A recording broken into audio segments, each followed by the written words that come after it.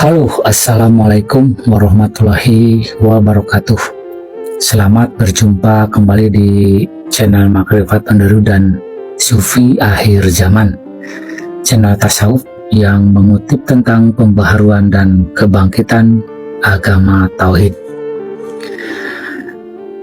Kemarin sudah dibahas bahwa agama yang lurus itu agama yang melewati jalur lurus dari para nabi, yaitu melewati jalan yang sama dari nabi-nabi sebelumnya.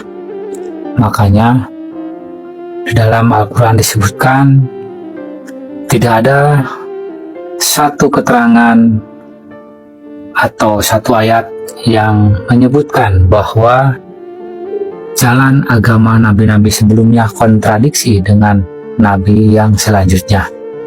Itulah jalan Shiratal Mustaqim, jalan yang lurus, jalan yang dilalui oleh seluruh nabi-nabi, dan jalan yang dilalui oleh pewaris nabi sampai akhir zaman. Untuk melalui jalan tersebut, maka diperlukan syarat, rukun, dan caranya.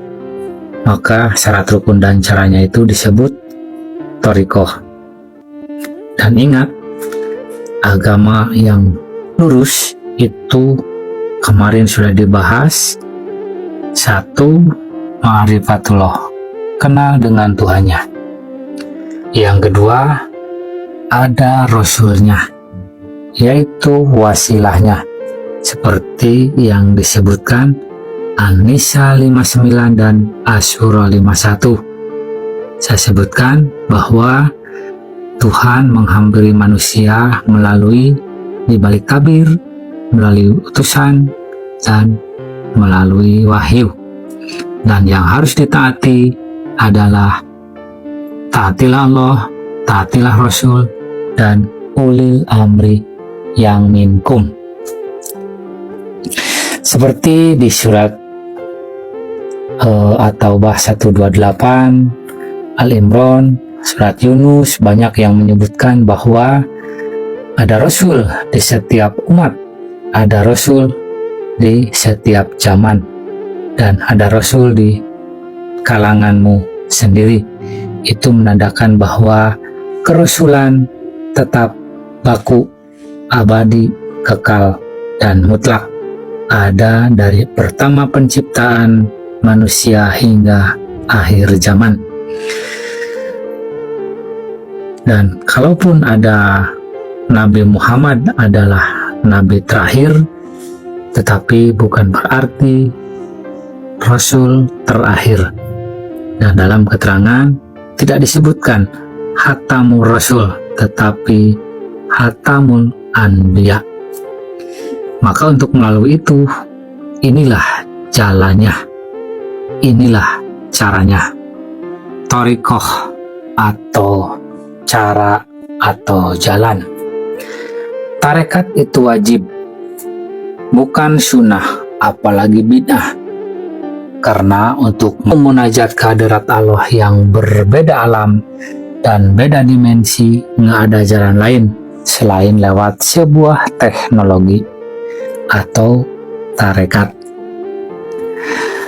Untuk bisa terjadi koneksi atau hubungan antara dua jarak yang melebihi batas kemampuan, tentunya otomatis harus menggunakan sebuah teknologi.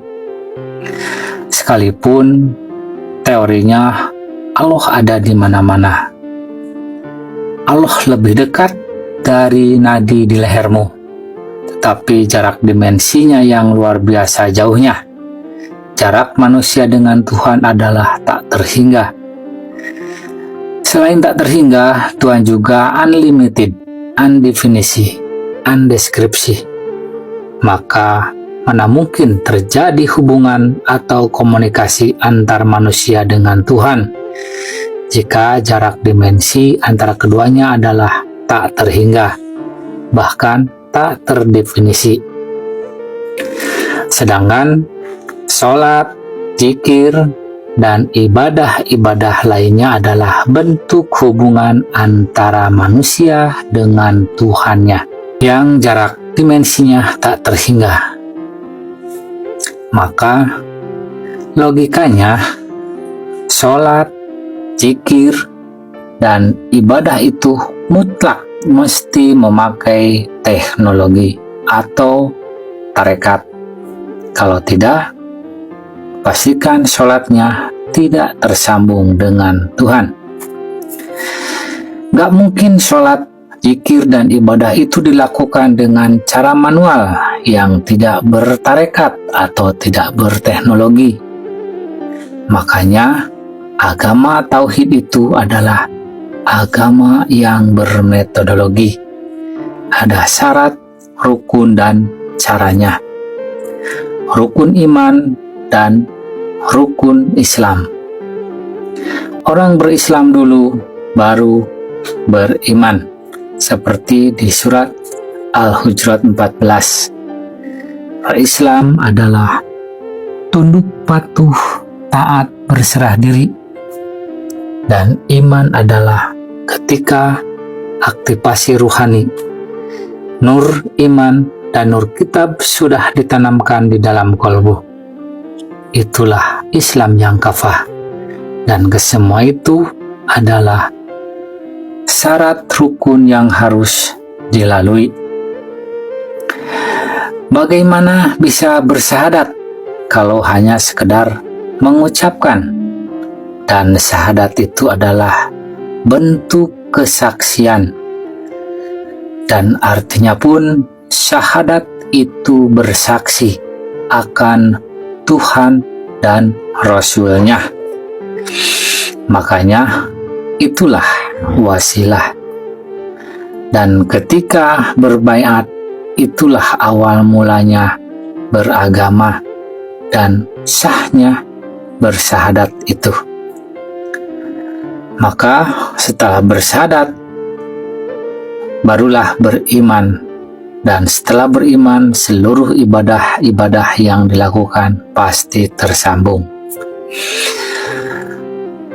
Yang pasti, agama yang bermakrifat, agama tauhid, agama yang bermetodologi, dan pasti agama yang ada wasilahnya, ada Rasulnya di setiap zaman. Kalau tidak ada itu, dipastikan ibadahnya sia-sia. Ini tentang praktek Thariqah Qadim, Thariqah Arwah, Thariqah Naqsabandiyah Auliya Al-Mahdiyah Nusantara. Salam pembaharuan, salam kebangkitan agama tauhid, salam taklim ma'rifat. Ilahi anta maksudi waridoka matlubi. Assalamualaikum warahmatullahi wabarakatuh.